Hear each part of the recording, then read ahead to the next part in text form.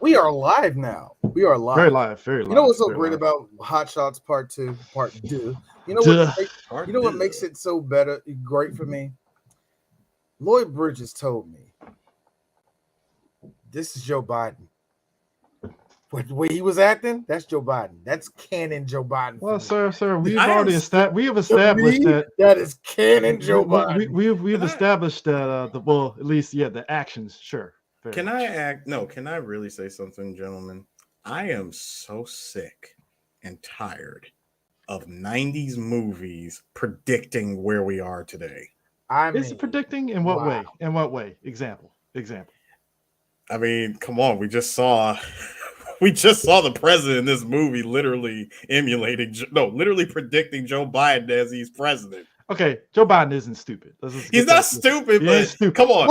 Joe Biden is definitely like this right here. No, look. The pencil sharpener. The pencil sharpener for an ear. That's something. Like, Mr. President, where's your wife? Where's my wife? I don't know. I haven't seen her in years. I don't know where you. Look, what happened? Oh man, I blew my balls off in 1975.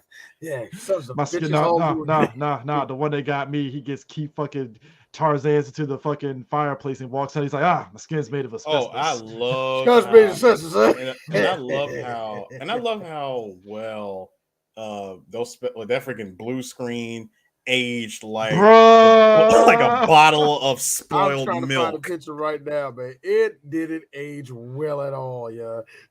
Did you guys love the stock footage from Terminator 2 with the T-1000 forming together that they try to splice into the scene? Yeah, let me tell you something. I can't say for sure that was truly stock footage. Oh, that was stock. It looked like stock footage. It looked like it. It could have been, for all I know, it could have been, it could have been lighting. It could have been the colors. They could have edited something.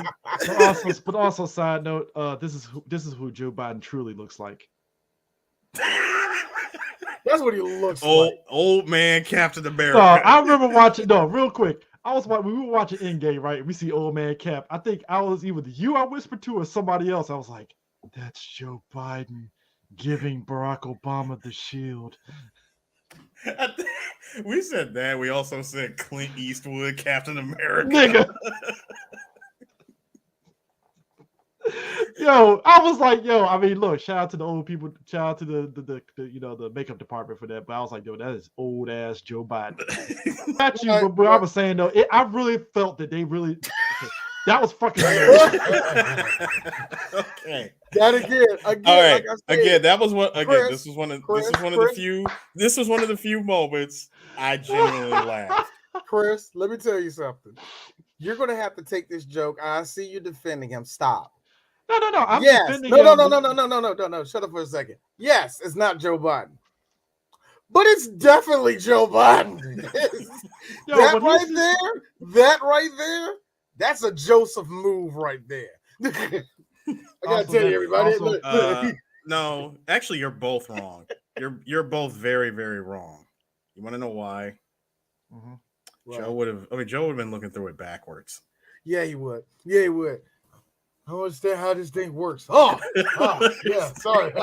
You know how the last 2 years, to give him his credit, to give give President Biden's credit, the last 2 years, Joe has been playing off all his old man shit to perfection.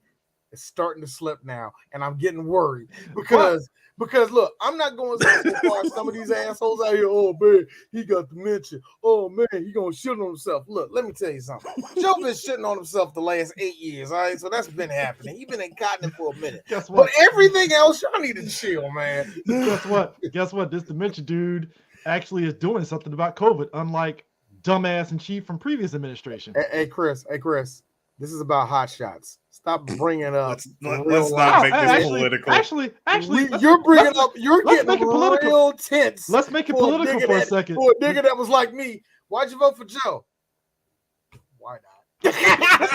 Let's make it political for a second, because I truly feel this is the list of Saddam Hussein in real life. Yes. That actually was the list of Saddam Hussein. Now, first off, now I love Colloquial I love Gaddafi. now if y'all can see my finger, I love the shitty not President Bush right here. I love that. Yes. But the fact that my It man says cash. but I gotta be It says cash. Because again, people don't know. Okay, straight cash. I want people to know something Straight cash, for homie. the youngsters. For the youngsters, because My people problem don't know hold this. on. Hey Chris, my problem was this. He's scheduling 2 executions and so tight. That's too much. That's not enough time. Then you got to go to your birthday party. That's just bad scheduling, bro. But what people don't know, okay, he need a new secretary, bro. for the youngsters that don't know this and stuff, that don't get the joke about cash and Bush giving Saddam money. Yeah, basically Bush gave money to Saddam Hussein. Like he gave weapons and money to Saddam Hussein. We gotta wait. Yeah, look, here's the thing. Here's the thing, young kids. Every president does something stupid. Okay, we're waiting for these superhumans to show up. Like, wait, where they come from? Here's Obama. Okay, so check this out. So in 2010, we did. 2010, in order to get Obamacare passed, I had to make a little concessions. It's like this. Every president has something real dirty that they did, or something that was like, keep it rolling, huh? You know, Obama's keep it rolling. Obama had drones. Like I said, Obama's keep it rolling was drones. Trump's was demolishing half the country. And Russia. Yes. And Russia. Oh yeah, and Russia doing this to us. Bush Jr. kept that. I'm not blaming the Taliban on him. I'm not. But we're blaming the Taliban. But ISIS. He was responsible for ISIS. That's why he was responsible for ISIS. The Taliban was his daddy's problem. Was created with his daddy. Which goes into that check happening. That check. Who was they fighting at the time? Oh, a whole lot of people from Saudi Arabia. That's all you need to know. Who would they become? I don't think nobody important. I don't think that the money that we funneled in there is going to come back to harm us in any type of way. I'm just going to say that now, Chris, there's a bunch of Norwegian kids that are going to fuck us up. And we're going to be like, why? And Obama's going to be like, okay, so in 2014, right? So, like, again, this movie showed its age. I love how the big thing at the time was Operation Desert Storm of 91. Man. Desert Storm, man. All right, everybody here over the age of 30, like, who remembers Desert Storm? I remember Desert Storm. It was quite a rowling time. We had General Herzog. It was Herzog. Was it Herzog? General Schwarzkopf. He was telling us that we were going to bomb everybody, and nobody died in Desert Storm. I was told that lie, that no U.S. soldier died during Desert Storm. That was a bit of a lie that was bouncing around. There was some, but it was some deaths, but not a lot. But here's the thing: it wasn't a lot of deaths. Let's make it very. It wasn't a lot of deaths. Jarhead illustrated everything about what really happened in Desert Storm perfectly. Because at the end of the day, if you were Air Force, you were partying on fucking Desert Storm, because that was pretty much all it was, an air battle. That's it. However, the one who really told the truth was Liquid Snake. Don't give Kojima credit. No. What the Liquid Snake I'm giving him credit. You want to know why? No. I'm giving him credit. You want to know why? He came up with the greatest thing ever. Gulf War babies. Oh. Hey, Hideo. Broken clock is twice a day, I guess. I don't know. Yo, man, like Hideo really wanted to. Agnes, what's her last name? The chick that did the translation for Metal Gear, all in English. She was right. This nigga really wanted to be Tom Clancy, but wrote like Jim Davis writing Garfield. Like my man sat there and said, "This is what this because you're right. Now you're reminding me. In the world of Metal Gear, in the world of Metal Gear, Gulf War Syndrome was pretty much the start of the Genome Soldier experiment. Exactly. Soldiers. The genome soldier. Like not even PTSD. Soldiers. It's like, nah, man, they got side effects of, they got super soldiers. And I'm like, really? Like, all right, I guess. You know what? Here's the thing. You're allowed to do whatever you want. It's science fiction.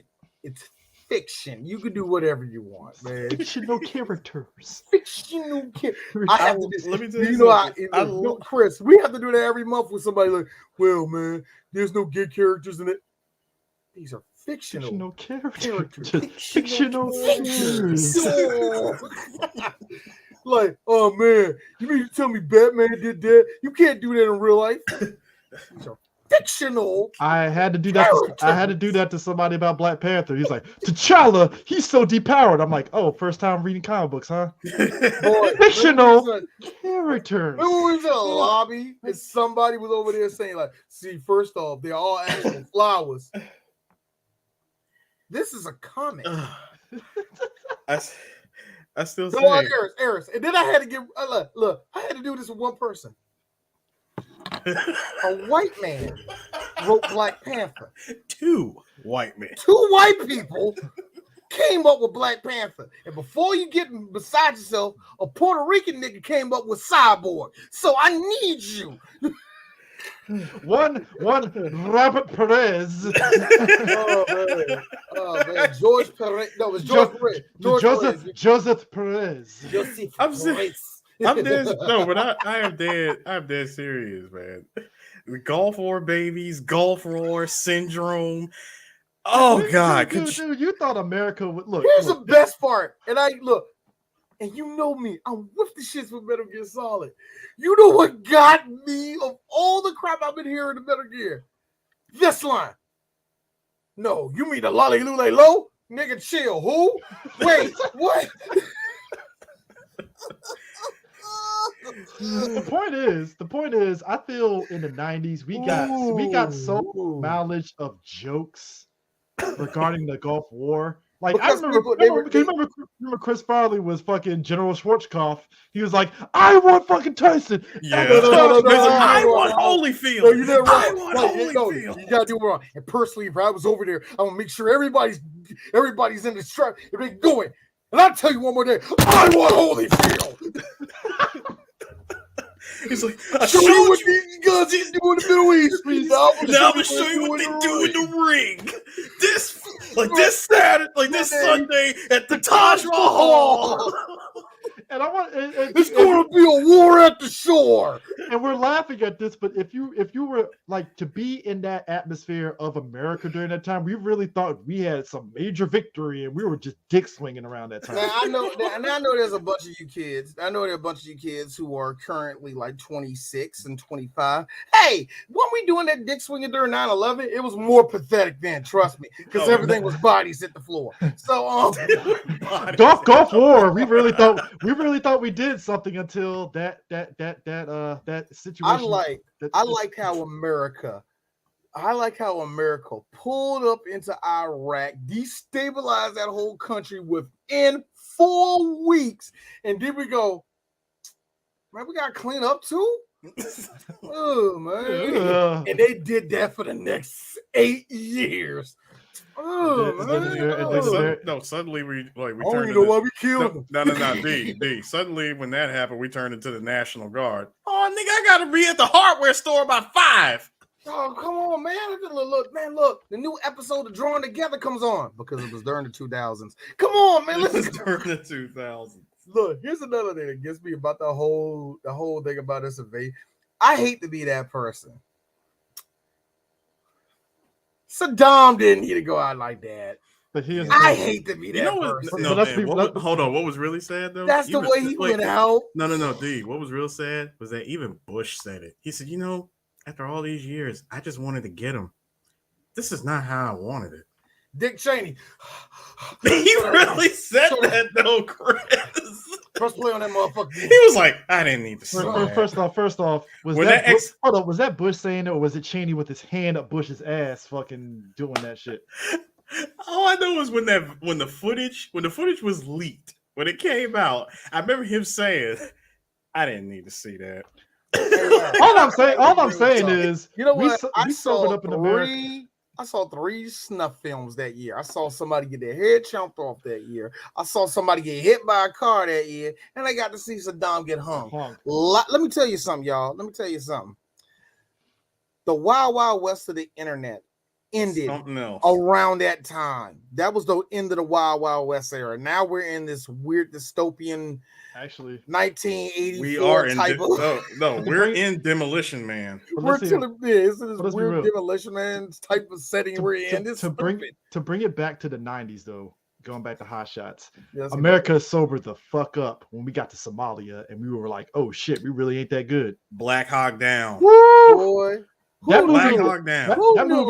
movie didn't take it. Put it this way, the movie did kind of indulge in a lot of stuff, but like the shit that went down in Somalia, it sobered our asses up. Let me tell you something. Who knew a couple of niggas named Hakeem and an AK-47 could fuck us up so bad? Who knew? Who knew? Let me tell you something. Somalia doesn't look like a country that can do anything. Back at it, like if you look at the history, and I really mean this to a lot of people, if you look at the history of Somalia, it's an incredible, beautiful country, man. Mm-hmm. And all the but what happened at that point in Somalia's history, because they got ravaged during World War I and II by the Germans and the French, whoever wanted it.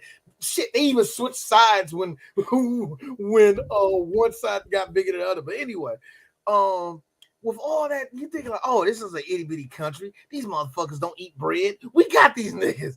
Ain't gonna be nothing. They took down helicopters, bruh. They took down helicopters. There were units.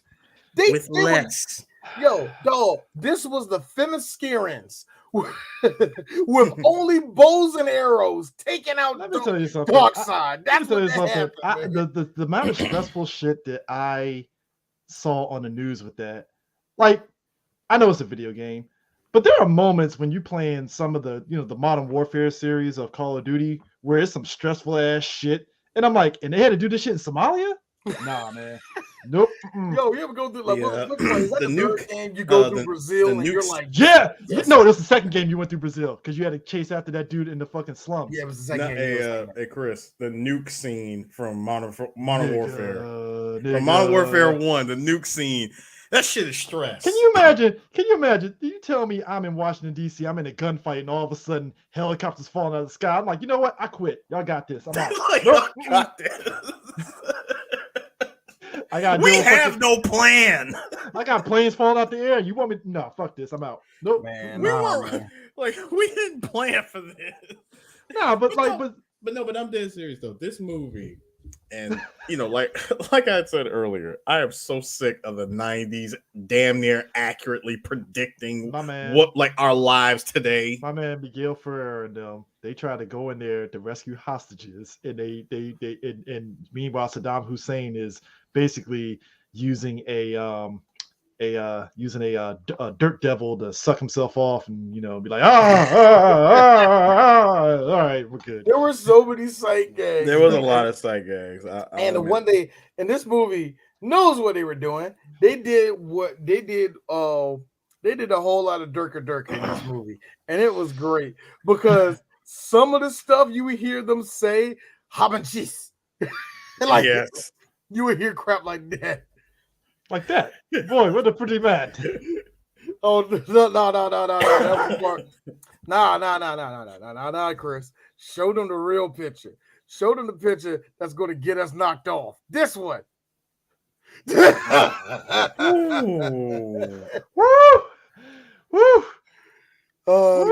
Look, cross-dressers, kill them all. I'm sorry, is that was a funny... Wait, is that Gamby from freaking Black Lightning? No, that's not him. That's a dude from Whose Line It Is anyway.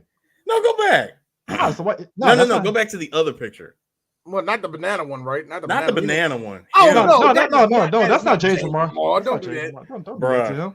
Don't disrespect James Lamar like that. I'm not. I'm just saying it's the mustache. But anyways, I'm only saying that because the amount of stuff that did pop up in this movie. I mean, bro, Michael Collier popping up out of nowhere like a rare ass Zapdos. Yeah, man, I was in 5425556 Nick that paddywhack. Like Nick that paddywhack. Give me all the bone. No, that was a pure Irish joke right there. That was Knick-knack, pad, right? Give a dog bone, sir. Now here's the thing. Here's what makes it great. So Richard Crenna comes in. He plays Colonel Walters. Now you know him from he is the Rambo literally series. Colonel Troutman. I mean, So here's the thing. Do nothing different. Here's the trivia for it though, right? He went to Stallone before he agreed to the part, and asked Stallone, "Hey, how would you like it if I parodied myself from the Rambo movies?" And Stallone was like, "Hey, go for it. Why not?" That's actually funny. I mean, real talk. No, you gonna say no? Real talk. No, real talk. And this, I'm actually about to go into another movie here with this.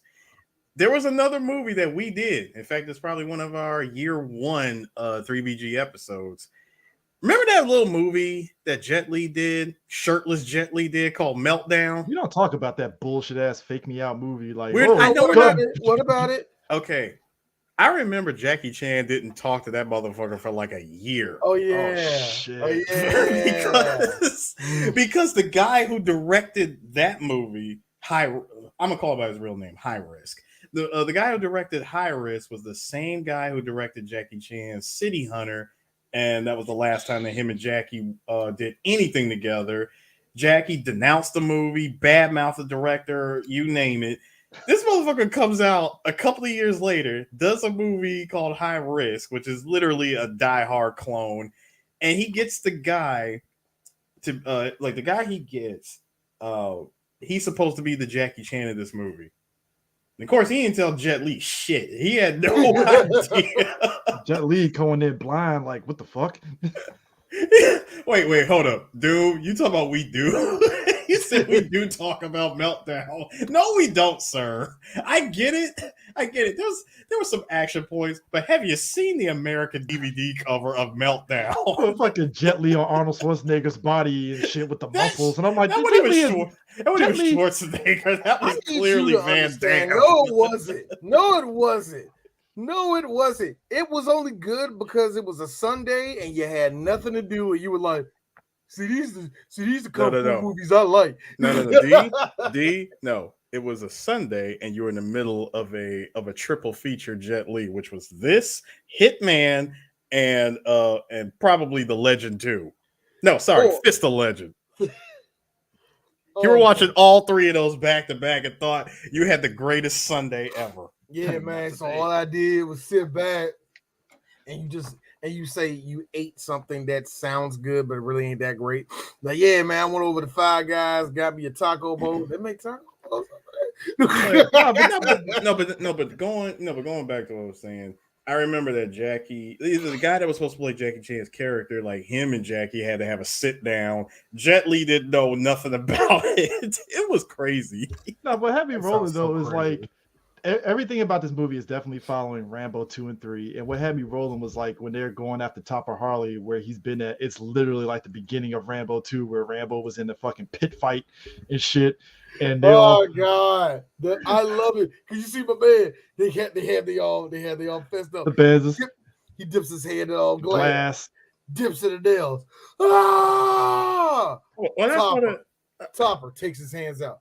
Dips it in caramel. No, but here's the thing. What had me rolling is the crowd like gummy bears, sprinkles. And I like how the fighter is looking back like gummy bears, sprinkles. Like when I saw that scene, I said, okay, this is clearly Kickboxer. My kids don't. He puts his hands up and they see sprinkles. He picked the sprinkle. He did it.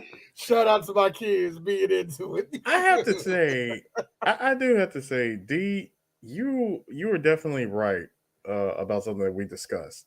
The 80s really didn't go away until 1994. Oh no, they didn't. It stuck around. It stuck around. Like the 90s didn't really go until about 2000. No, the 90s didn't really go till that plane showed up. Anyway, let me tell you something. See, it's true. It's true. Being funny. That's not even being funny. Because you're not wrong. The 80s stuck around. The 70s stuck around. What I heard.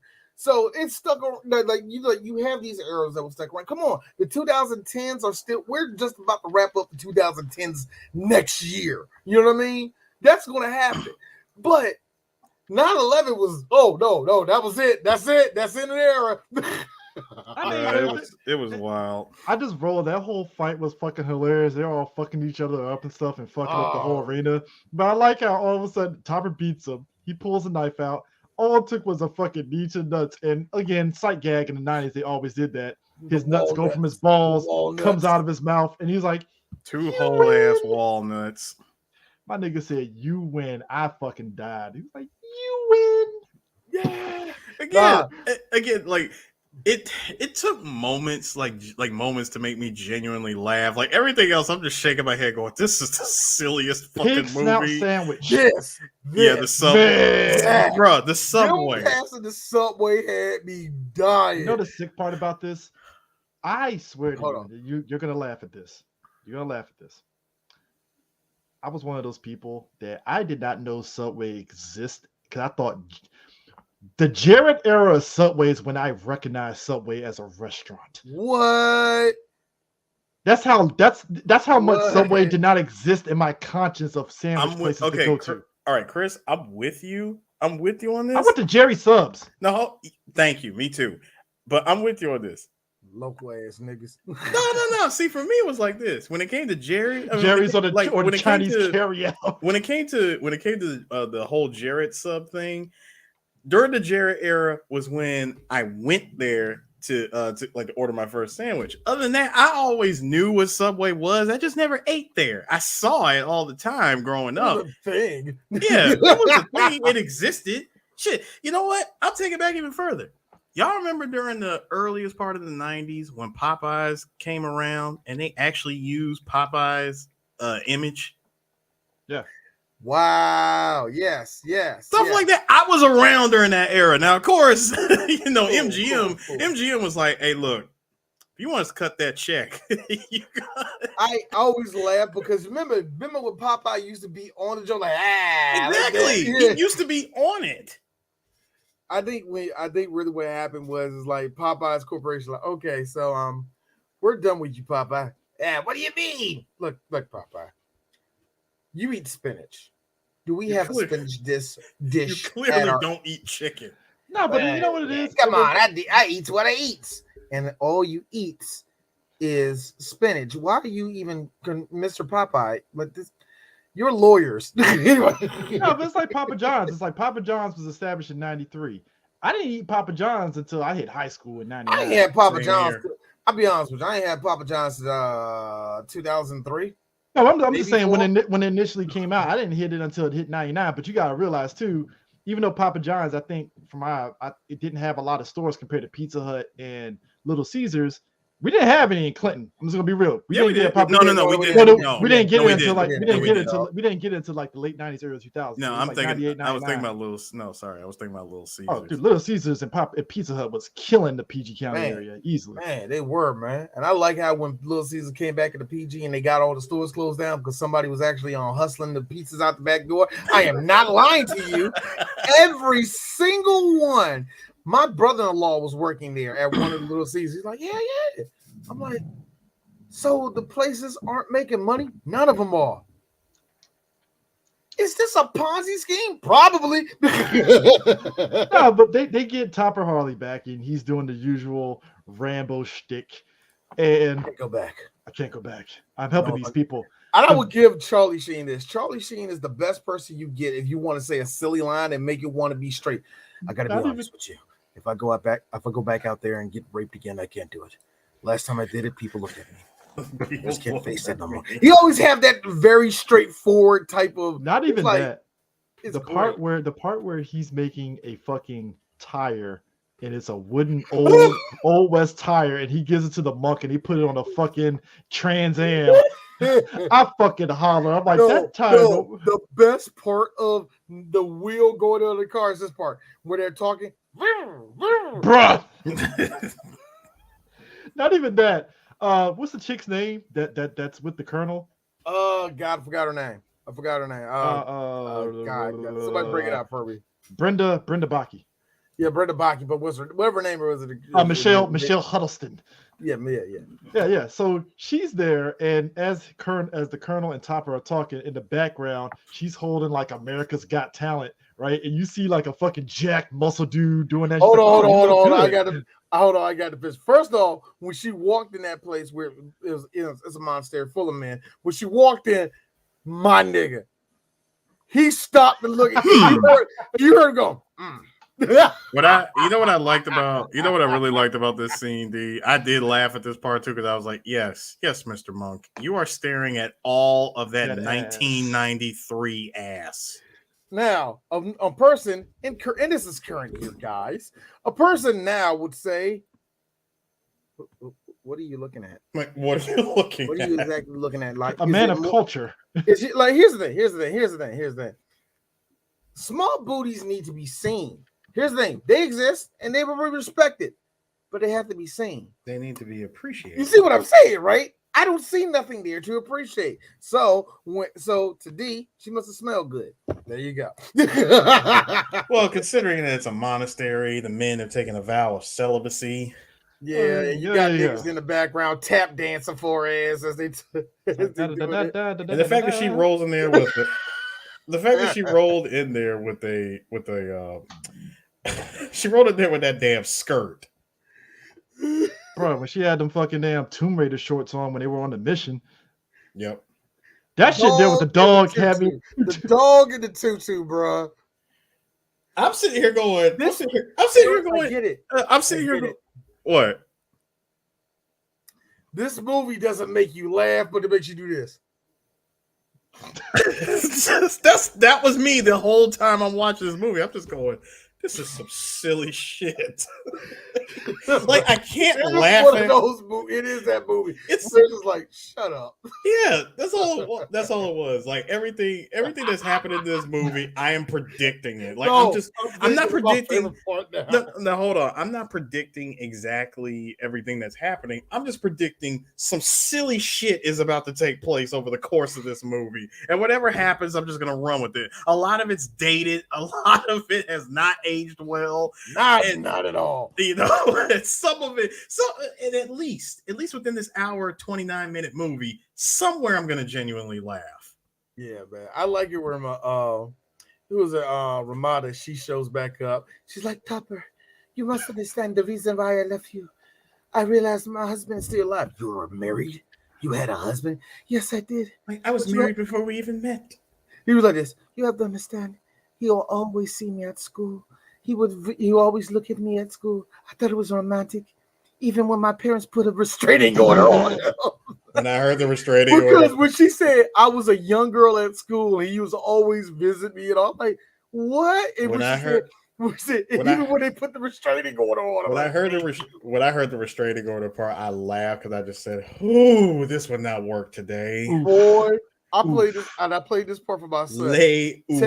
Look, I played this part for my son with no context in that. I just played that part for Tay, right? Tay, look at it. She was like this. Like, you have to understand, he was a man of culture. He showed me arts, music. He took me places. He arts, music, WrestleMania. I did a spit take. I legit did a spit take when she said WrestleMania. I was like, no, when I said that, here's Tay. Wait, what? Like, it's a funny movie, son. Just let it go. He was like, what? Please explain to your son WrestleMania was still a thing. Was a thing. No, he laughed because she said because when you hear it out of context, it just sounds like romance. And then she says WrestleMania. It's like, wait. Hold on, that was a joke. Like, that was a look on his face. Like, wait, hold on. I don't think that was supposed to be that. My kid's only in the 5th grade. He's not going to pick up everything, but even that was like, hold on, that don't match. I mean, and my thing is like, okay, so burying the lead here, but her husband is Mr. Bean, Rowan Atkinson, Dexter, and I like that Rowan Atkinson is barely doing anything in this movie. 3 minutes total. 3 minutes total in the movie. Here's the funny part. Topper is saving him, and you're thinking, all right, I'm going to walk you out the prison. Nah, put you on my fucking back, and we're going to walk out. And he's telling them, there's a reason why. And there's a reason why he has to carry him out. I can't. Why? They tied my shoes together. I'm not. Like, those sons of bitches. That made me laugh. That actually made me laugh. He's carrying him, and he's like, I saw that guy. Bam! I'm like, he got shot in the leg. What the fuck? And then I like how Topper is over there, one arm in it, holding him. He's like this, you bastards will never get us. I like how when it missed him, he was like, ha, you missed. And Topper's like, Topper ate that motherfucker bullet. Ha, you missed. Like, no, I'm sorry. British people are always funny when they do the little ha. You missed. British people are always funny when they do that. My nigga said, ha, you missed. Rowan Atkinson, who at that time was still doing Mr. Bean, I'm going to put it to you this way. He didn't have to do it. I guarantee you, Rowan Atkinson didn't have to do that movie. I guarantee you this is a one-day shoot. Hey, Rowan, we just need you for a day. Do the shoot, and you're done. All right, cool. Dog, what do I got to do? Dog, like I said, shout out to Rowan Atkinson. He's a comedic genius. Real talk.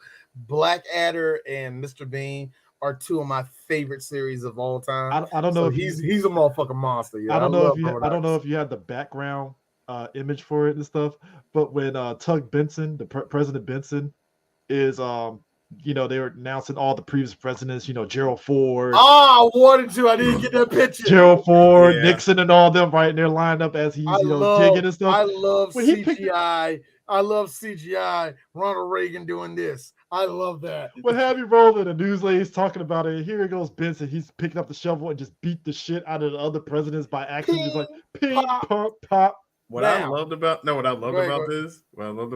when they showed the picture of all those presidents, I'm like, this is 1993. I do love how Clinton is clearly absent from this photo op. I love it. I think he got sworn in January. Yeah, I think, but probably when they filmed this, it was before he got sworn in. It had to be. Probably. But here's the best part about that. If you look at that clip, notice that he hits everybody except Gerald Ford.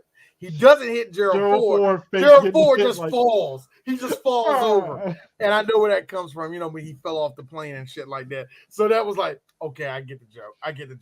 That's dated because that's dated. And you're lucky that me being born in 1983 that I even knew that.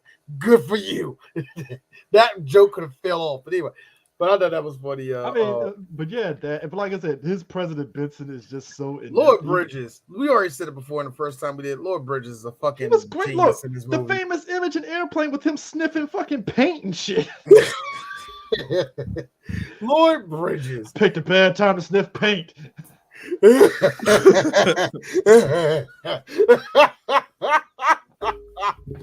I think I made a joke when Biden was running up against Trump when I was like, this is Biden. Yeah. You see what I'm saying? Lloyd Bridges, the great freaking Lloyd Bridges, killed me with that, man. No, the part that had me rolling, it was like when they thought his wife was a terrorist, and it was like, oh, it's my wife. My bad.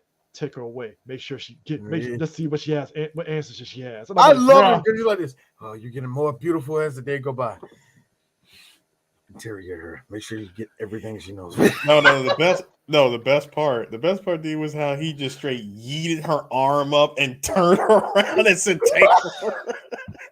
Because it literally looked like this, like take her away and find out what she knows. Mr. President, that's your wife. Oh. And then when he, like you said, when he gets to the freaking dinner and the agent comes like, "Hey, where's your first lady?" Well, I have many ladies. What are you talking about? I had many. I had many. Flower to the tender age of 15. I'm like, God knows where I lost it to. Now, I'm being honest for some of you who know. For some of you who know, I don't got to say much, but I'm about to show you one of the most terrifying people in all of fucking cinema. Well, I wouldn't say cinema because it was like, it was a TV show more than anything else. But hold on, give me 1 second.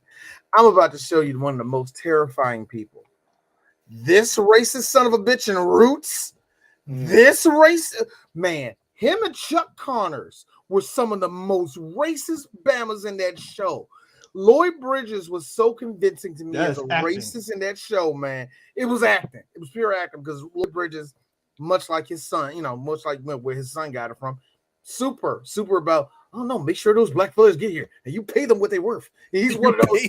Yeah, no. Lloyd Bridges was not like a big in-depth NAACP person. He wasn't full of shit like Kiefer Sutherland's dad or nothing like that. You know what I mean? No, he wasn't doing all that. No, he was an equal opportunity actor. Yeah. Lloyd Bridges was like, well, we're making a show. Come on, let's make it the best thing we can. Come on now. Come on, guys. I was in High Noon. I was in High Noon. I was in Wichita. Let's just say Lloyd Bridges' character in Roots isn't saying these niggers are people too. Oh no. You know what he says in that one? That was the deleted scene.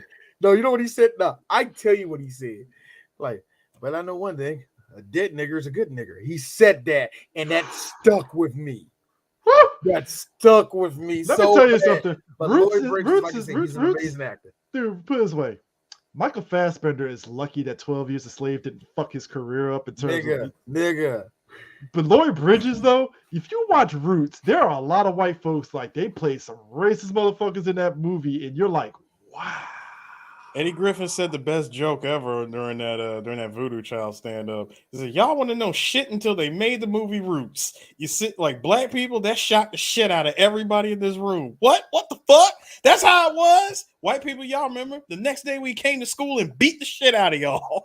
It was a traumatic experience, and you had to remember it. Like, no, think about it, man. I remember watching Roots, and I'm like, oh shit, it's Happy OJ, and then it's like, oh, he got killed by them slave masters. Oh yeah. And this is what led to that Bronco chase.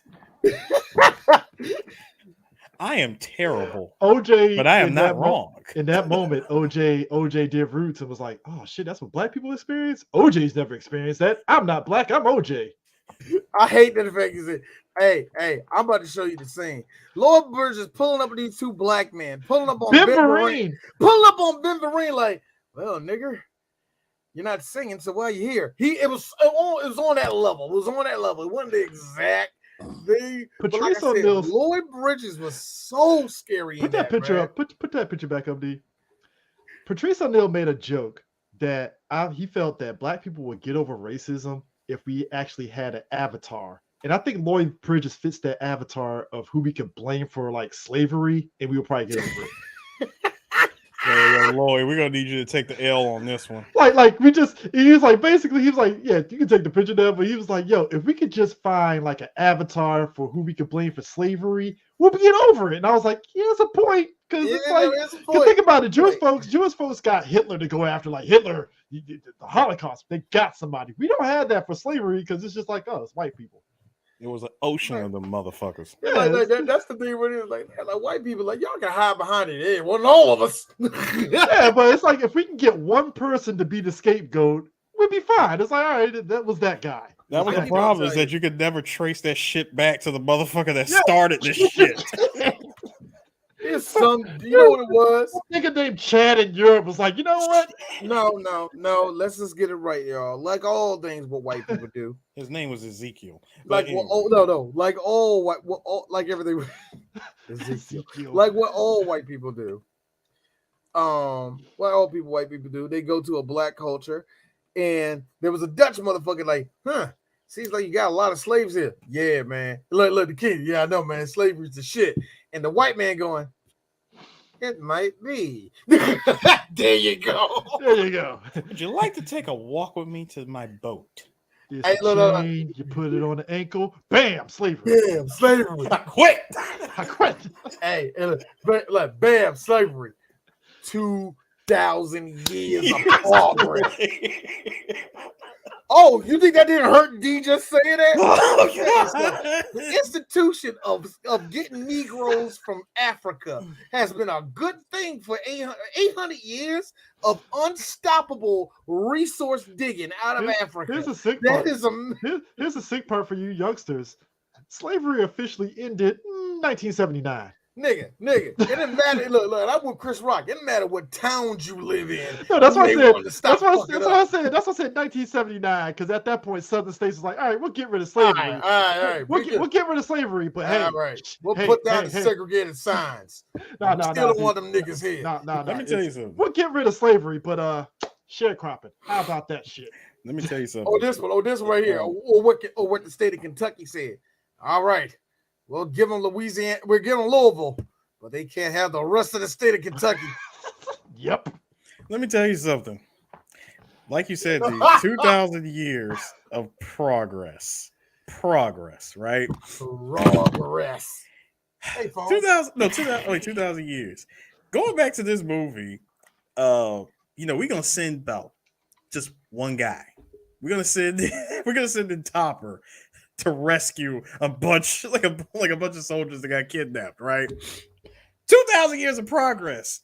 Not one canoe with a nigga with a spear showed up to pick us the fuck up. Nigga, what a good. You know what? I like how old girl sat there. You'll send the whole army to rescue two. No, to rescue two Americans. The way she described it, she was like, "Yeah, we need you to rescue the guys that rescued the guys that tried to rescue the other guys that tried to rescue the other guys." It's a lot. We had a lot of failed missions. I just love how Miguel Ferrer is overdoing it. All right, Topper, you get on here. You're gonna have to do things my way. I seen what it can take down. I seen what it killed. You're gonna have to follow me on this. No, I like how she was like, "Yeah, me and Topper are in charge." Okay then. No, the best part, and I did laugh at this. Sorry, sir. Presidential orders. The orders literally say they're in, you're out. You're out. I like how he said, "Well, all right, here you go." Yo, all right. So one of my favorite jokes is the one that kind of just comes out of nowhere. They're on the boat. Topper's writing fucking notes and shit. Mm-hmm. And you hear him in narration talking. He's talking, and you hear somebody else talking. It sounds eerily familiar. Yes. Next thing you know, you see Martin Sheen writing like he's in Apocalypse Now. I love the look on Charlie, like, yo. That look on. I like how they pointed at each other. I loved you in Wall Street. Here's the thing. This is such a deep.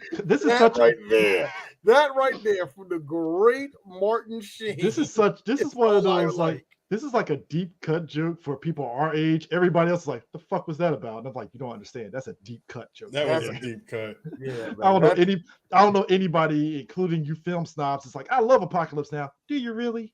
Hold on. You love Apocalypse Now. Did you pick up the 4K Steelbook? That's actually a good. That's a good question. Yeah, that's a good one. No bullshit. Did you pick it up? Because it did get released. It got released recently. And I'm still seeing that shit on the shelves at Best Buy. I seen Apocalypse Now on Laserdisc. I didn't actually see it played. I just see, whoa, because they were so gigantic. I was like, whoa. So that was kind of cool, man. It was one of the first Laserdiscs I ever seen in my life, though, man. But you have to put up that was Ramon Antonio Geraldo Estevez, also known as Martin Sheen. Or aka Emilio Estevez is my other son that we don't talk about. Emilio Estevez. Emilio Estevez, man. Now somebody probably asking you, hey D, what about Charlie Sheen's name? Is it Carlos? Yeah, it is. It is. Yeah. Carlos Estevez. Carlos Edwin Estevez. Damn it. He named himself Charlie Sheen. Damn it, Chris, that was an opportunity that we completely missed out on. What? You just asked what's his name? Carlos. Yes. Carlos Blanca. Carlos Blanca. It's Blanca. They put the name in the movie. Oh God. I have a friend tell me that was Charlie Nash. You keep on bringing up these things. Charlie. These lies. As a child. Somebody at that movie studio was like, let's put Charlie Nash and Blanca as the same person. I'm about to fuck this shit up, man. Let's put Charlie in this motherfucker. Hold on, and then to push the lie even further, let's push that shit in the cartoon. Hey, Blanca's human now, so we're gonna put him in Charlie's attire. I need the Soldier Boy. I'm just hearing the shitty Speaking of which, Street Fighter. Speaking of which, so on the same part where they're on the boat, I'm trying to see if I can find that picture. The shit was fucking hilarious to me. There it is. Hold on. Where's it at? You talking about when Ramada showed up and they was like, she tried to fish and her whole pole went into the water.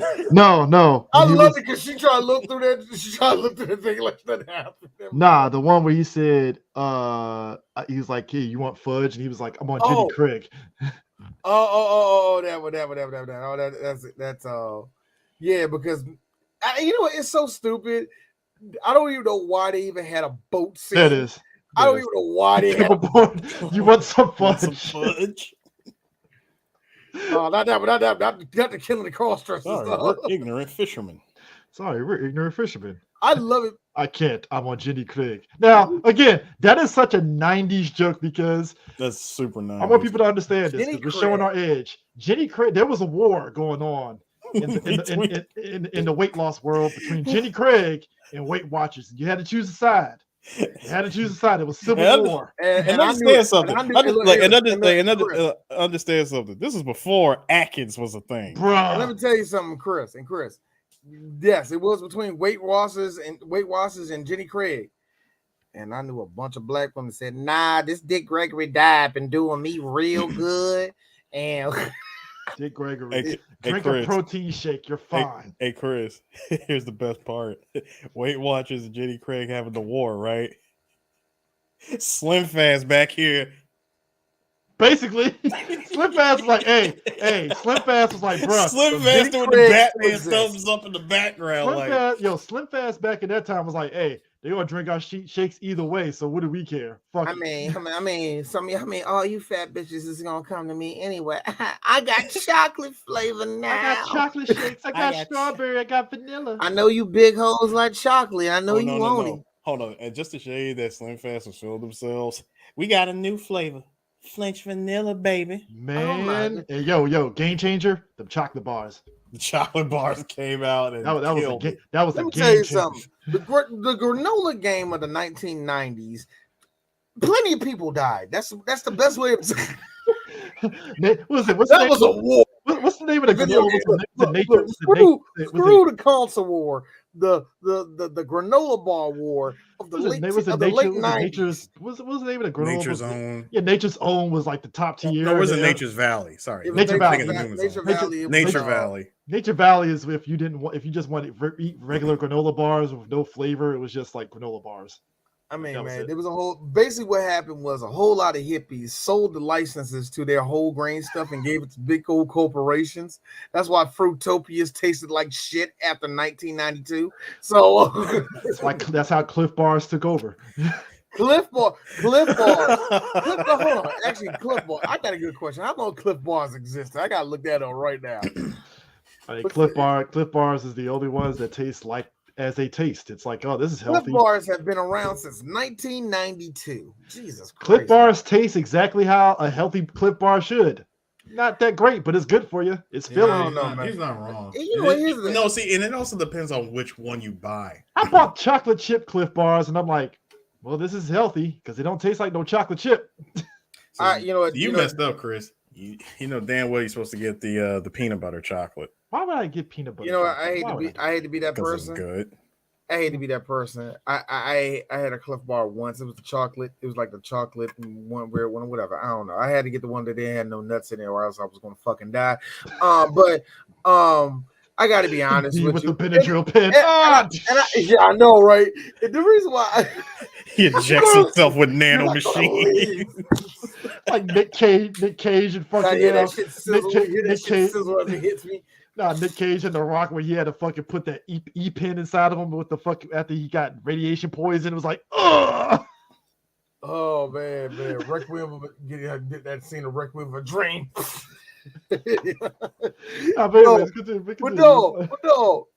for this is the D because I never could have any of those bars because they usually have like nuts, almonds in there. Something's gonna make me break out. So I got to be honest with you. When I actually ate one of those granola bars and stuff like that, I have to be honest with you. I would think that's how the vagina of a dry librarian would taste like. Hold on. And just to specify for a couple of you, Not the thick one that don't get no dick. I'm talking about the skinny one that doesn't get one. nah. I'm talking about the 180 preserve. That one. So I think it tastes like wood. I don't know how y'all do it, man. I don't. And that's why, like, and you just D, drink. is that why You chase it with water, D. That's what you do. You it's chase like it with this, water.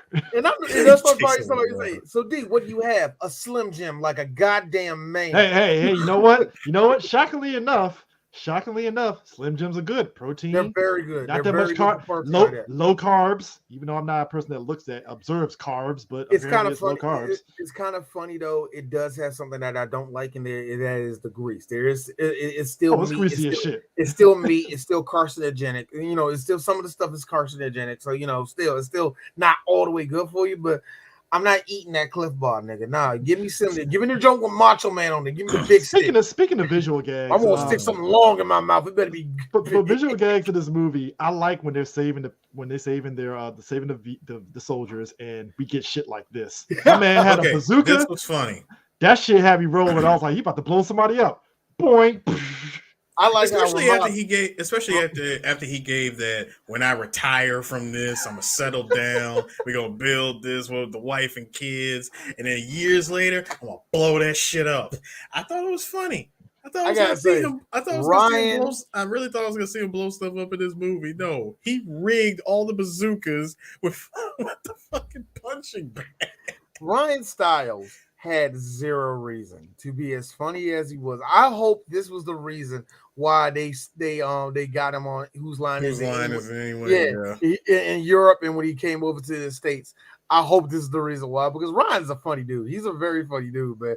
And it's that scene, but you know what the scene that gets me is not that. Where is it? Where's it? Because the face. Thank you. The banana. My nigga was like, That's the thing. He just went for it. Just took the bite of the banana and kept him moving. Nah, the shit that had me rolling though was after the banana, he throws the peel on the ground. After the best part. Hold on, not that part. Though. It was the other banana picture. Go ahead. Nah, it's when he throws it away and he makes that whole cock-a-doodle-doo and runs away, and the other dude slips on the banana peel. I like that's some video game shit. Yo, I like how when they made the sounds. You heard the first one. He like, cock-a-doodle-doo, and then she made the monkeys like, wah! And then he did it again. You heard a straight up horse. Eris, that is our humor. That is our alley. Is cinema. Thus is cinema, not cinema. Cinema. Oh, do you have the thing? Do you have the thing with old girl with the sniper rifle? No, I don't. I don't have that one. I couldn't get a good picture on that. I do have this when somebody writing down Morse code. Yes. Okay, real talk. Again, D, real talk, I am Eris, just D, I'm shaking my head at this. I'm going, this is some silly There were 18 shit. jokes. There were 18 jokes like that. Much like Addams Family. That's the one. Boom! Who would be the villain like, if Hot Shots Part 2? Putin. I'm like, this. Putin. No. Hold on. In other words, it would be Putin coming back from the first one.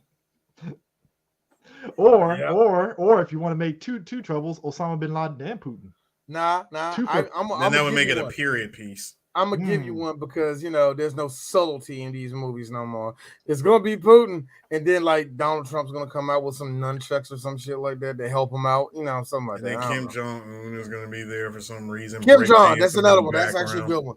Kim Jong will be another one for Hot Shots. You know what I mean? And that speaks to the volume, but it speaks to the volumes of how they did these movies, even the Naked Gun films. Like, you remember Naked Gun 2? The beginning was all the terrorists of that time. Yeah, Ayatollah, Gorbachev, and all of them, but it worked for that scene, and that was it. And like you said, they do these parody movies now, they overfill it with so many sight gags instead of just, all right, let's keep a focus on this one thing and keep it moving. I'll tell you where it comes from. I'll tell you where it comes from. See, back in the 90s and the early 2000s, they really had to like pick from what was truly funny and truly worth making fun of. Today, to try to make a parody movie, they're just gonna look at the internet and grab everything, no matter how. Not even what's the best meme. They're just gonna grab everything that's either mildly funny or terribly unfunny. I think, and here's the and I think the bigger problem is this. Because this movie and movies at the time still had they had this problem, and it's worse now than it is back then. Back in the 90s, they were like, yeah, let's not do that. Why? Because when we used to make these movies, these war propaganda movies to make our side feel good, we were really racist. So let's kind of tone it down a little. This movie, yeah, if you're from the Middle East, and you don't like white people making fun of the way you talk, you're gonna hate this. You know what I'm saying? You're gonna hate this. But back then, you can still make that joke. You can still go durka durka durka durka durka durka durka durka durka. I mean, when you can do that. You can do that back then. The last time we were allowed, now you can't. No, the last time we were allowed to do that and get away with it was Team America. I mean, when you can't, because now I swear to God, if you have any character that is doing fake, but here's the thing. No, just a simple sound. This movie is insulting all. But when you get just a simple sound of virgin descent. But when you get Jerry Haleva to play Saddam Hussein, and he looks spot on like Saddam Hussein, he kind of does. But the thing is, if you he gave him the Sylvester voice. But if you know like the background of him, he's an actual political lobbyist. Dead serious. Really? Yeah. Really? Yep. Political lobbyist, Republican political lobbyist, by the way. And look, here's me destroying the world. Good. And part of the Israeli Public Affairs Committee. Because I think he's like a Sephardic Jew or something like that. Wait, hold on. And Hollywood got him to play Saddam Hussein. That is he did Saddam Hussein. And beyond just this, he did Saddam Hussein and other things too.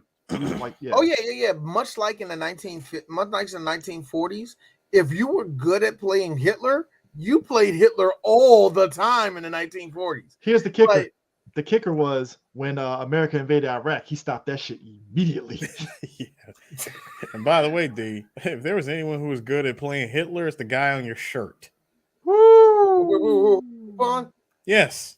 Oh yeah, Lupin was a good Hitler. Anyway, how fucked up is that I just said that Lupin was a good Hitler? Jesus Christ! He disguised really good Hitler.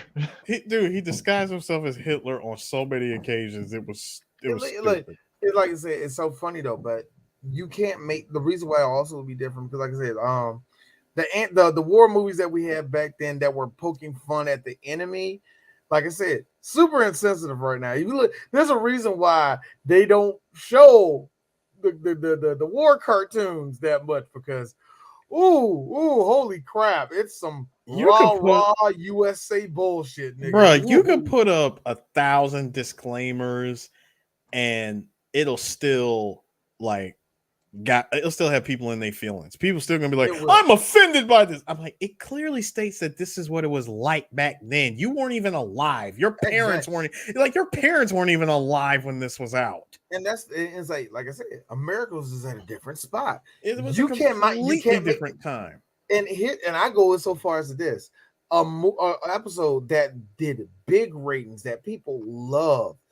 South Park don't show it no more. That's when South Park went over to remember we went to Afghanistan and Cartman beat Osama bin Laden.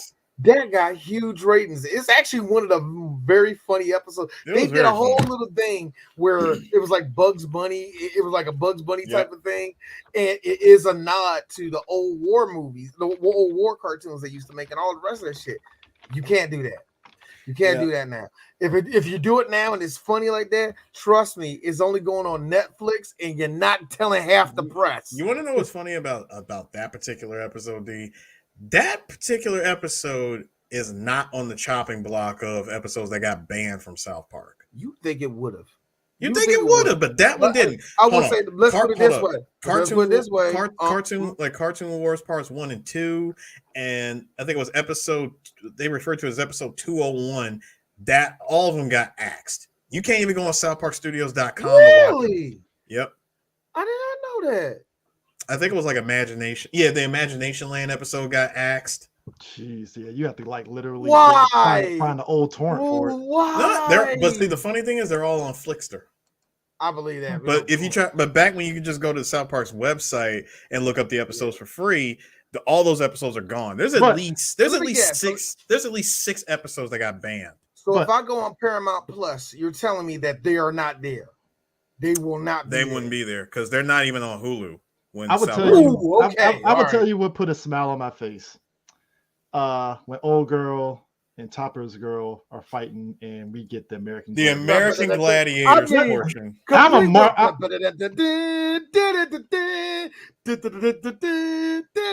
would tell you, I'm a mark for American Gladiators, and this was like, oh my god, this is such peak '90s right here. Well, American Gladiators was definitely '80s. But late 80s going into the 90s. It was 80s going into the 90s, but I'm like, holy shit. Like just watching that scene alone, I'm like, God, the 80s really didn't go away. This was their last good year of hanging on. That last bastion of the 1993 was like the juiciest year of like for the 80s to hang on. And then mid 2000s, Hulk, I Say Nigger, Hogan tried to revive it, and it did not work out. Hulk. Yeah, Hogan did try to bring back American Gladiators. I will say this: the problem. We need a collective. We do need a. I'm sorry, dude. We need a collective moment of silence for every '80s show they tried to bring back and died within one season. I feel bad for American Gladiators. It was engaging. It was fucking engaging as shit. It was engaging. Here's the problem: until I got his ass kicked by American Ninja Warrior. I know that's one big number one. I think it was passe, but I think it was passe when they tried to put it back out again. Nobody just wasn't interested, and I hate to say it. Even if you put it out now, we got American Ninja Warrior. You have a better chance. You have a better chance of trying to revive WMAC Masters. And that's another thing too. Also, Chris, it kind of goes into what we've been seeing with wrestling and some combat sports. Nobody likes big guys like they used to. Nope. Nobody likes leading a big old 80, all that muscle. Well, nobody likes looking at it like except for Vince, big meaty men slapping meat, Hey, no, it's like this. Wrestling is the last bastion of that. You know what I'm saying? It's the only place you can really go. It's pretty much the only place where you can have your cake and eat it too. You can get your big men, but you can get your small men too. So it's like, what about boxing? I hate to say this. The best heavy boxer right now is a white guy that has titties. Nobody like. But here's the thing, sports. Tyson Fury's a beast. Don't let that mean me taking something out of it. He's a beast, but I don't want to look at him. That speaks volumes about sports medicine, though, and how we take care of our bodies. And it's not to say that you can't be big and can't do it, but you think about somebody like Bobby Lashley. He's a big dude, but that motherfucker can go like as big as he is. He can go. But Chris, you do know that these will be like all these guys that are out now that are popular. They'll be the first ones to tell you to drink nothing but alkaline water. But hold on. I mean, Bobby Lashley, he rolls around differently than a big dude that we grew up with. With the exception of Vader, because Vader. So here's the thing, Harris. I'm all good with the alkaline water, but it's always told to me by somebody who clearly doesn't run. So it always makes me like, nigga, can you catch me? Can you catch me? It's like this, like, hey man, you need to be drinking, you need to drink water like that. Like, yeah, that's true, brother. Yeah, it needs to be alkaline. Yeah. Also with it, hey, brother, stop. Can you do a push-up? Do you know what 100-meter dash is? Like, I understand that. Hey, brother, what are you eating? Oh, 5 hot dogs. I mean, don't get it twisted. I'm 38. My knees ain't what it used to be, but I can still run 100 yards and you ain't catching my ass. That's all I just like it because they always tell you, like, yeah, man, that's why I always drink my water alkaline. All right, sir, here's your 85 tacos. Thank you, man.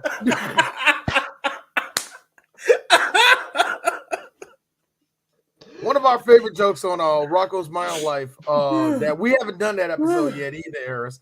One of our favorite lines was done by the big old black that big old girl, and at the end it was like, I like to have this, like have this, that, and let me have a Diet Coke.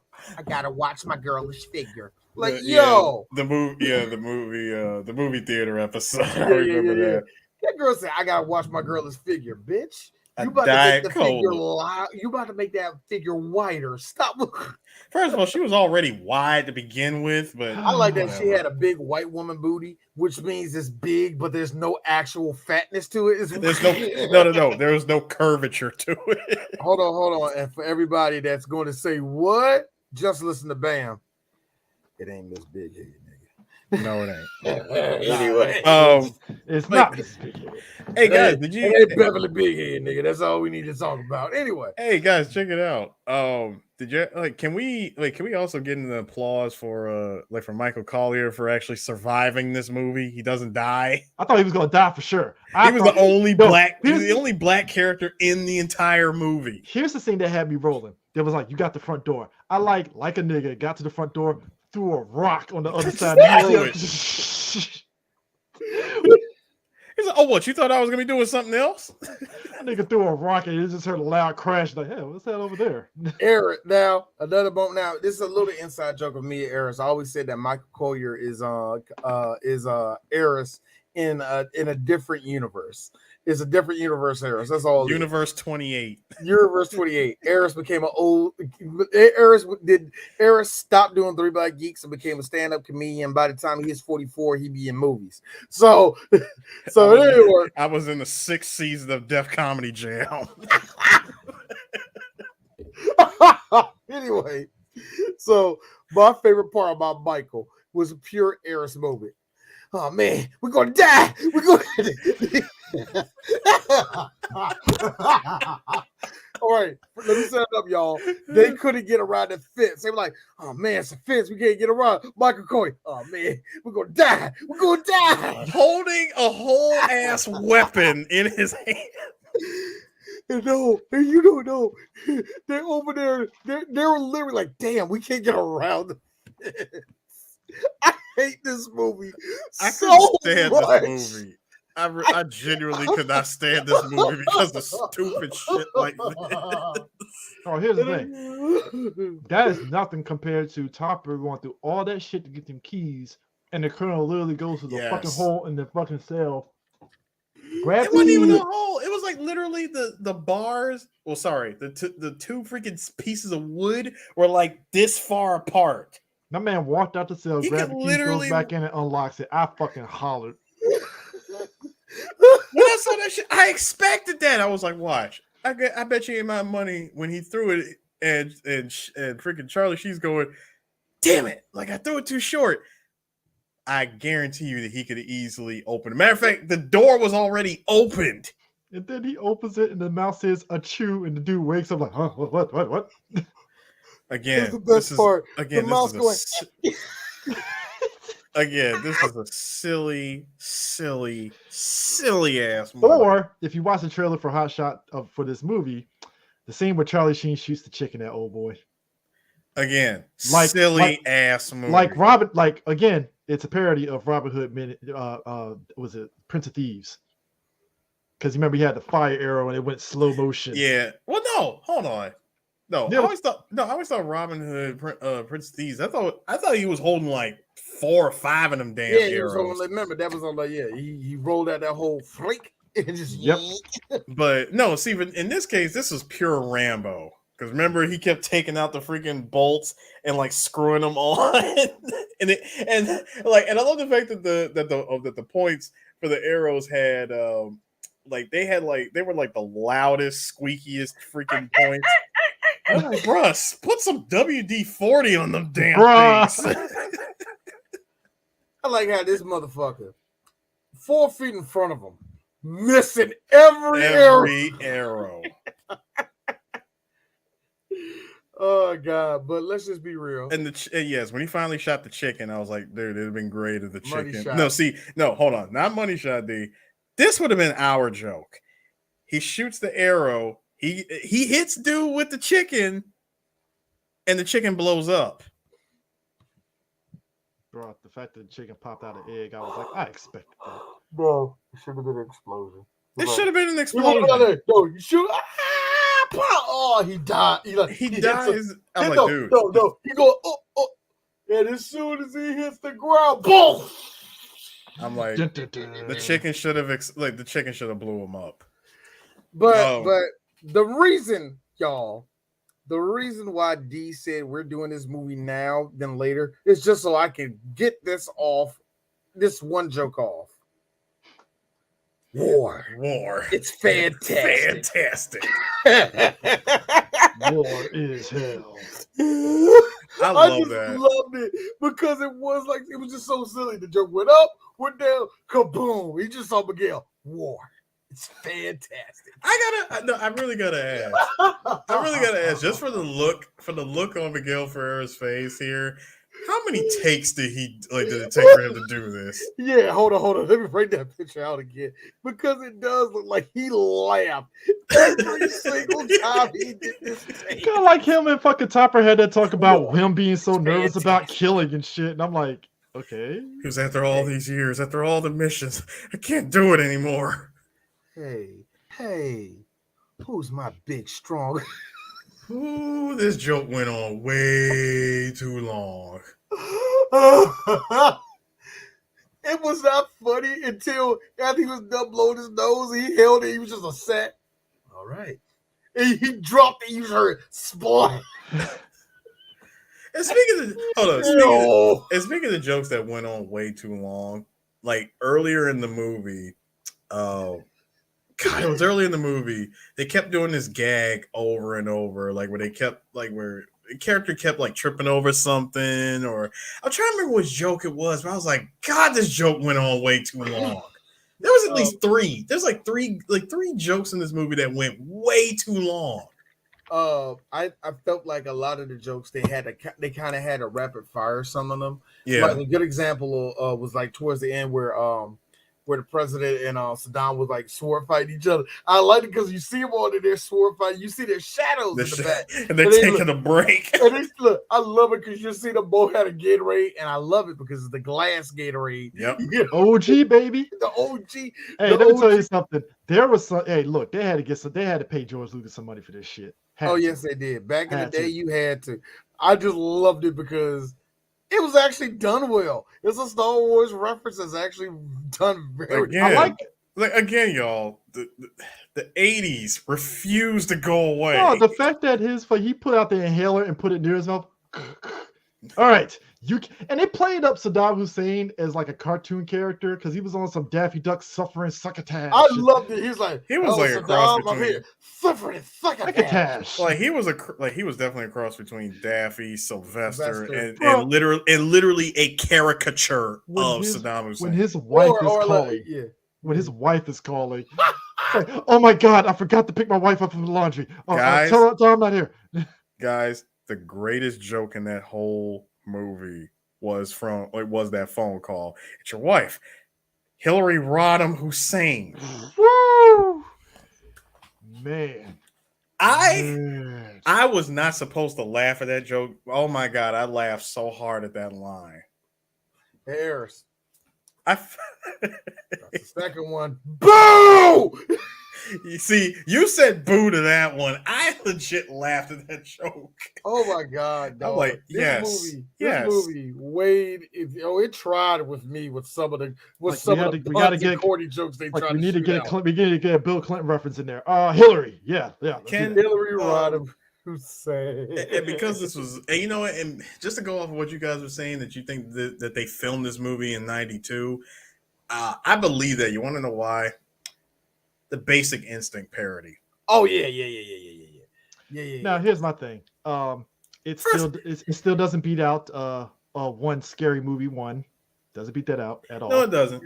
But real quick, I just want to mention that Basic Instinct parodies, like both of those scenes. D, this was you and I's joke. The Sharon Stone moment where she crossed her legs and you heard that barn door opening.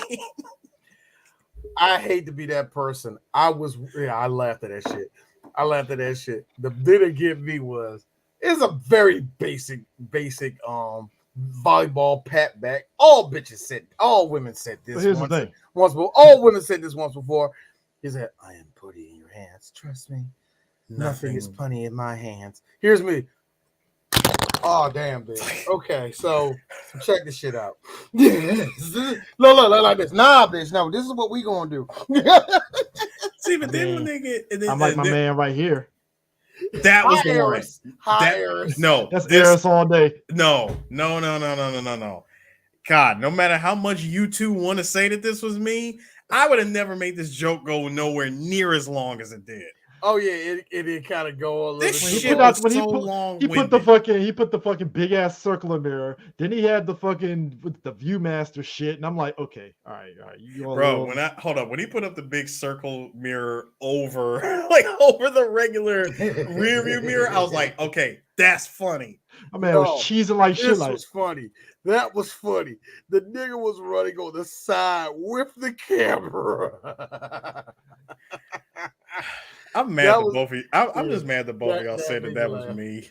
No, I'm so mad. The reason why I said it was you, because when he did this, the little that was you. That was you. No, but going back to that Basic Instinct joke, when they got to the bed, and of course they're hearing the bed is squeaking and shit, and I'm like, is she about to do what I think she's gonna do? She took out the freaking WD-40 to fix the squeaky part of the bed, and she's like rocking back and forth on top of Charlie Sheen. She's like, like, you good? Yeah, I'm good. Yeah, I'm good. She starts going to town. She's like, woohoo! Take out a gun, start shooting it and everything. And right there, I was like, and it got silly. The part that got me was when they was talking the next day. She's like, Topper, I think I'm in love with you. I told you I didn't want this. He walked over there, had the night lace over him. I just didn't want this. That was what had me rolling was like when he's palming her like thigh and stuff, and you hear like it's rubbing two balloons together, like.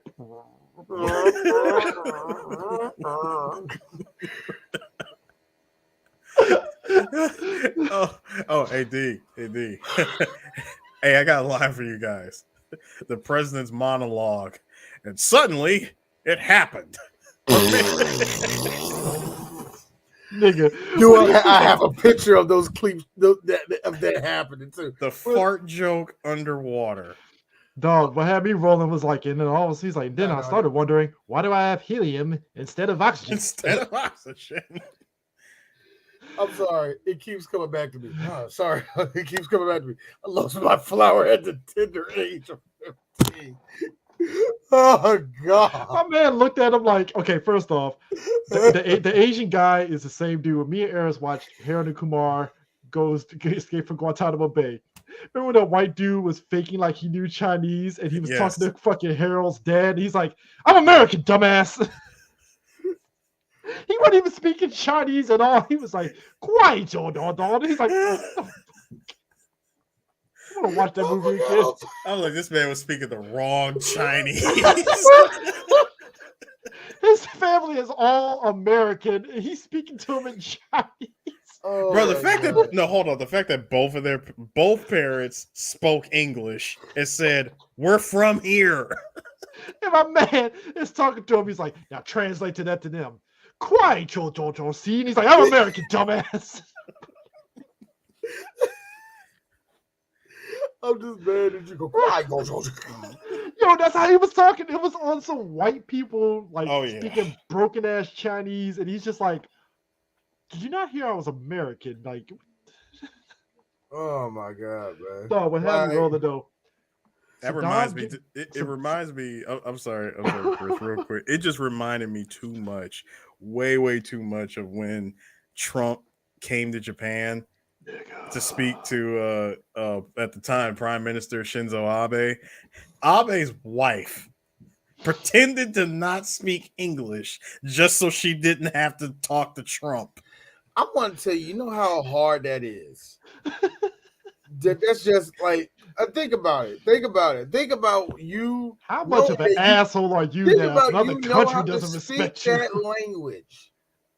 And I love how somebody was like, well, she probably didn't know how to speak English. No. Oh, no, she can speak English. She knew when she talked to Obama, didn't she? I hate to be that person. She's Japanese royalty. That bitch know how to speak 3 more languages, too. So don't do that. Hey, when she was high-fiving Obama, she knew how to speak English. So. Oh, when her and Michelle Obama were playing Smash Brothers together, she knew English. Nah, D, you got that wrong. Her and Michelle were playing 21 outside. Bro. I was gonna say Herb Michelle had a couple mimosas. They went over the second. Yeah, where the Pacheco machines at, bitch? All of a sudden, Trump comes over there, no speaker English. Bruh, I love that. She went into full I'm here to support my husband wife mode. Abe over here because he's a fucking dot. He over there. Yes, Mr. Trump. Fill up your balls, Mr. Trump. No, I mean, look. This is me knocking my own country. Stop kissing our ass, y'all. Really, stop. Please stop. You know how ghetto America is? Do you realize how ghetto America really is? Joe Biden with dementia doesn't want you to kiss our ass. What are you talking about? Dog, the last good thing that we made in America was MySpace, and we don't even want to even admit that. It ain't even the same MySpace. Tom sold that shit. So that was to tell you something. Right Tom sold that shit. Man, you can still see his 2005 shitty ass avatar. Look, dog. You do realize that the number one rapper in America is Canadian. So we're not doing nothing no more. We're just now getting better in the car game in 2022. What are you talking about? Barely. I tell you so. It's electric. How sustainable is electric? Whoa. You do realize this is America. If there's a pothole in the ground, this is going to be 4 years of freedom that pothole will have before somebody goes, hey, we should at least put sand in this motherfucker. Sir, that's every pothole in Baltimore. Shout out to Baltimore. Man, Baltimore is a pothole. Baltimore is a gigantic pothole. Baltimore was a pothole that sank in 1964. Did you see that picture of that pothole? Did you see that picture of that pothole that looked like there's hell underneath the pothole? Oh, did you see that, man? I saw Michelangelo doing this in the background. Baltimore is not a pothole. Baltimore is a crater. Okay. Oh my God. It is a sinkhole. Don't let the wire fool you, man. Hey, look. hey, Boston, why you laughing? You're still racist. What are you talking about? Hey, Boston, why y'all laughing? Well, we ain't got no potholes. Hey, y'all dirty ass city. Don't do that. Hey, shut your Wahlberg ass up, all right? Like, y'all better shut up. Hey, Cleveland, you laughing too hard too. Shut up. Hey, I'm with Noah. Who goes to Cleveland for vacation? Who says I want to go to Cleveland for vacation? I really want to go to Cleveland. Who says that? Come on, man. Man, come on, man. This is Cleveland. LeBron's from Akron. Don't do that. hey, Akron makes Waldorf look like a fucking Vegas. I'm like, yo, man, let me just look like yo here. Right, anyways, but I like how Saddam T-1000s stuff together and his dog, half dog, half Saddam, and I like how when they're flying from the helicopter, he's like, we got to get some weight off. Now you're thinking, all right, they're gonna throw some luggage off, right? These motherfuckers push a whole piano.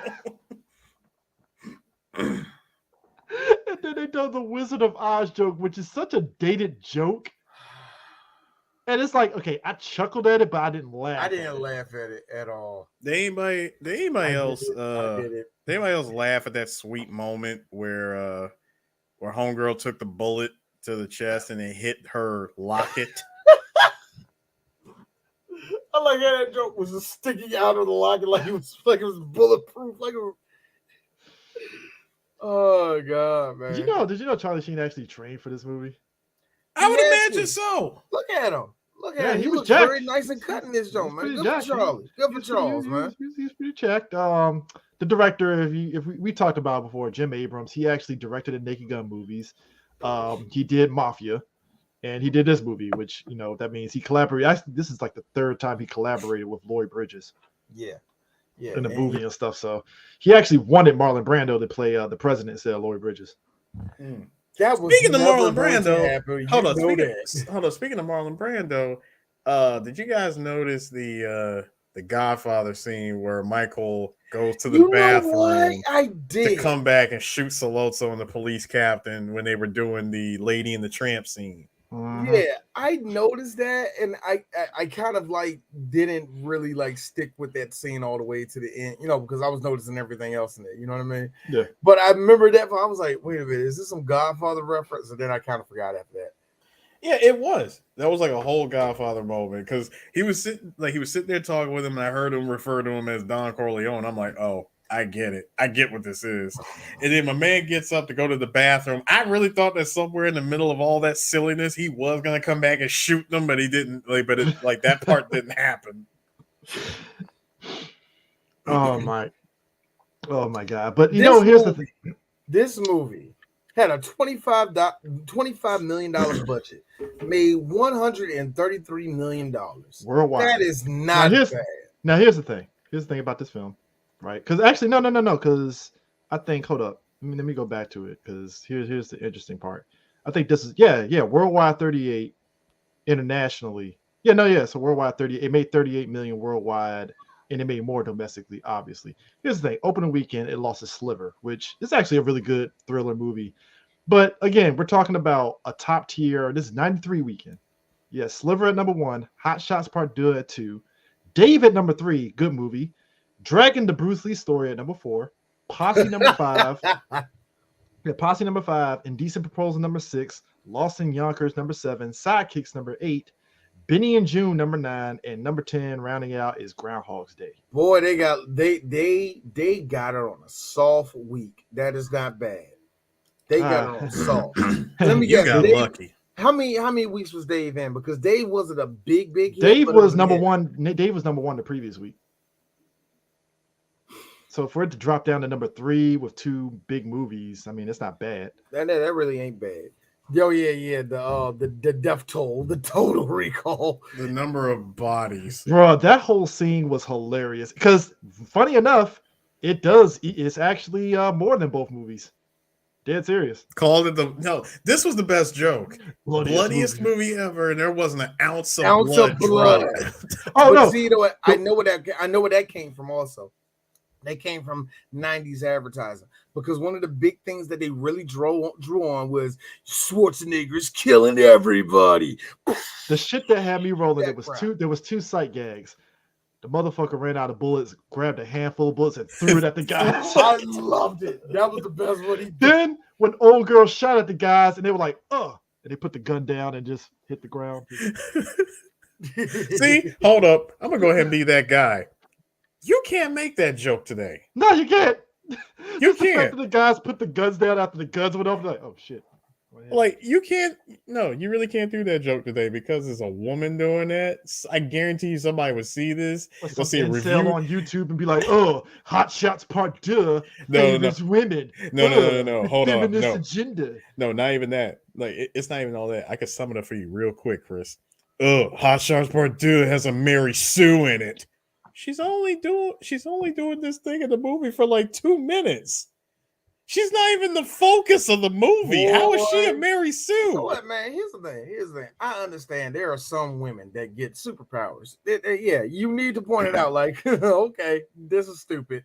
But then sometimes it's like, you jerked off to her at one point, and now she's like super feminist, and you don't like her no more. Here's the thing. My argument with that, and I don't want to dive in too deep. But the thing is this: it's like, guys, at the core, you're mad because she's a woman. Because if it was a dude in there, you would jerk yourself off. And here's the funny thing. I feel that's what it is. I don't like doing that route. A dude walking around with the I win button the entire 2 hours of a movie. Silence. No one bats an eye. Nothing. That's nothing. As soon as a woman does it, a woman trains her ass off, works hard as shit, gets 10 seconds to do something awesome. Oh, she's a Mary Sue. Let me get this. I'm not saying I'm defending anything. I'm not saying I'm all for the social justice, none of that. No. I'm just pointing out the differences. That's all. But I don't make the rules. I just report. No, I'm with you on that, man. Like now, in the case of like Peppermint and Enough. Okay, shut up. Let me tell you something. I know. Look. Oh, yeah. That movie I just mentioned with J-Lo. No, the other one. Oh, Enough? Yeah, Enough. Yeah, Enough. We're coming for you. your day's coming, but you better be glad I don't care. Me and D, coming. Many years ago, pre-COVID, we talked about peppermint and we laughed our ass off at how ridiculous. Look, I'm not saying Peppermint that a woman. was so much fun. I'm not it was saying so bad. I'm not saying Peppermint, the character, couldn't be Chuck Bronson, but the way in which they did it, it's like I'm like, yo, I didn't see this bitch play a game of checkers, but yet she's on the level of Batman. Like, what?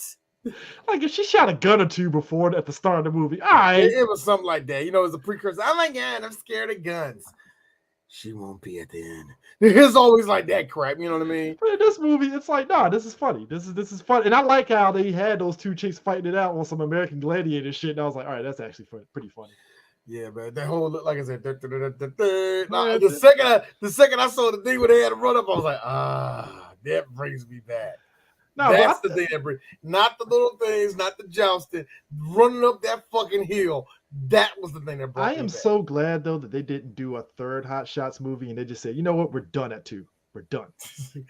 Yeah, back. I mean, they're making fun of. It was different back then. You could just do 2 and you were good. You were good. I like how there wasn't enough in the budget for when Saddam Hussein got hit with the when he got hit with the fire extinguisher and froze up and shattered like the T-1000, that we couldn't see him fully reassemble.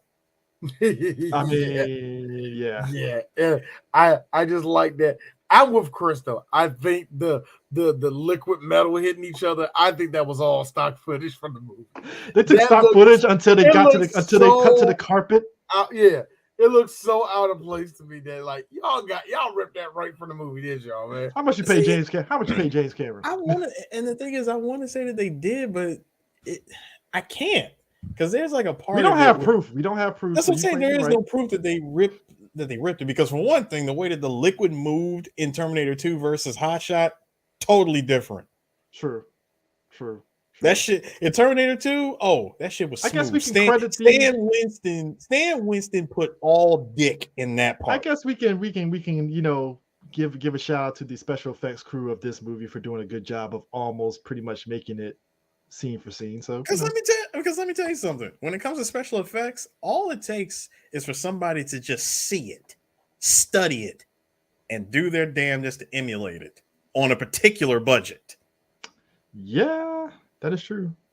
Because the copy, like to do a straight copy shot for shot, or even take stock footage, that $25 million budget definitely would have been bumped up. Because remember, this is 2 years after Judgment Day came out. Yeah, you know what, and Eris, I think I will say this.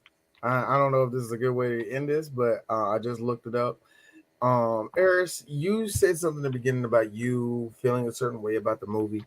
Mm-hmm. Roger Ebert said it best. This is one of those movies that is made despite what any critic thinks. Either you're going to laugh or you're not going to laugh. Yes. Roger said, I laughed.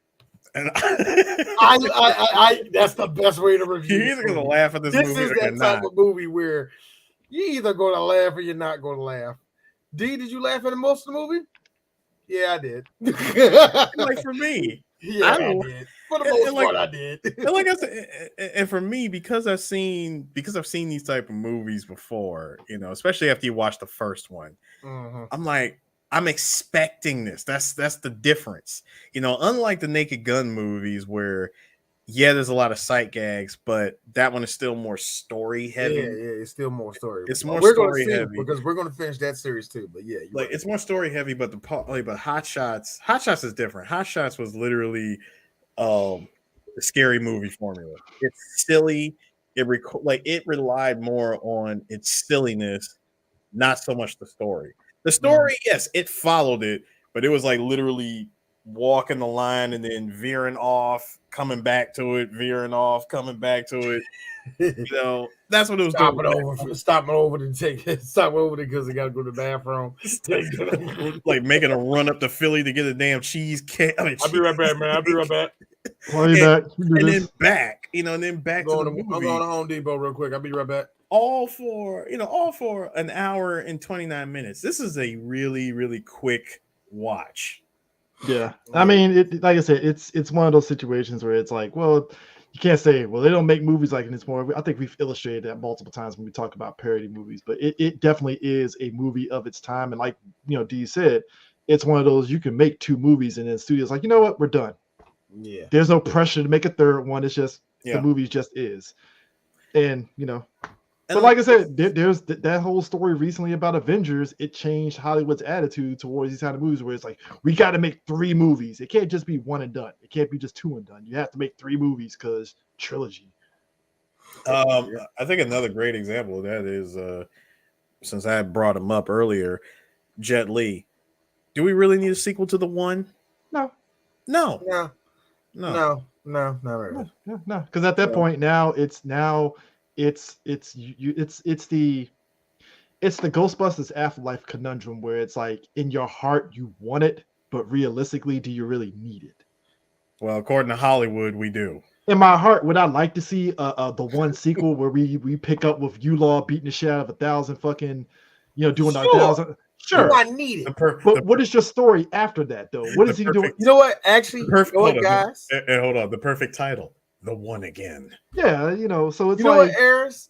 Both of y'all mentioned something that is going to be brought up in the next movie that we're doing. Guys, you don't have to. You can say doing it. It's fine that you said you do it, but do you have to? Do you have to implement it? Well, next movie we're gonna find out that they implemented that. They really did. These sons of bitches made dinosaurs. They actually did it. These motherfuckers did it. These you magnificent sons of bitches. He's like the son of a bitch. He did it. I think Jurassic Park is the first movie that as I grew up, growing up is realizing that we all turn to Ian Malcolm, where it's like, you scientists, I keep fucking up that line. Scientists, God, Eris is actually the man for that one, man. I know you would know that, and you sold it. You sold it. No. It was, for me. The line was, God, the lack of humility here is it's staggering. You like, I'm sorry, Dr. Malcolm. I mean, we thought things were like, we thought things might have been bad, but they're actually a lot different. Yeah, they're a lot different. They're a lot worse. Your scientists were so preoccupied with whether they could. They didn't hold on, wait, CJ, if I may. Yeah, go. I'll tell you the problem with this venture.